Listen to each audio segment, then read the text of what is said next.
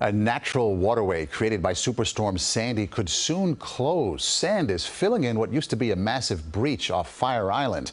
A decade ago, CBS 2's Carolyn Gusoff first told us about this newly created inlet, and she returned by boat today. It was a silver lining to Superstorm Sandy.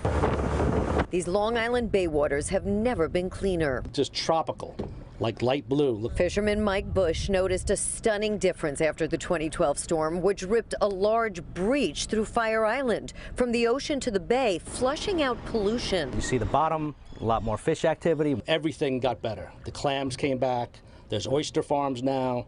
The birds, I mean, it was just a complete turnaround. For a decade, he and volunteer pilots have been documenting the breach called Old Inlet because it also breached centuries ago, once a route for revolutionary warships.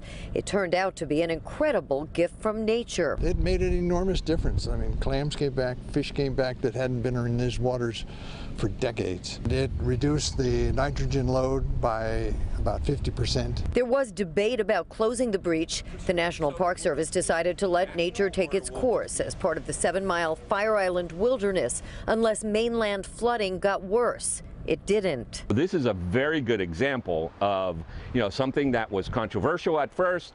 We let nature take its course, and in the end, the bay got better. But now the breach is closing naturally. What used to be as wide as 4 football fields is less than 100 feet. Now you can walk across the end at low tide.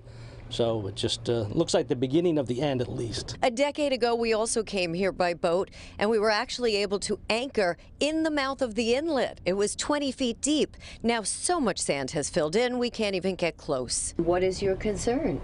That we're going to end up with a dead bay again. Water quality is declining again. Experts won't venture a guess how long the breach has left. That's a fool's bet, okay? But it will definitely close. Bush is hoping for another godsend. Maybe we could have a nice storm this summer and get a few more years. I'm praying. All the fertilizer on the lawns, the runoff from the roads, we've gotten a 10-year pass. One thing is certain, Mother Nature will have the final say. On the Great South Bay, Carolyn Gusoff, CBS 2 News. One of the positives, if the inlet closes, beaches to the west will see more sand and become wider.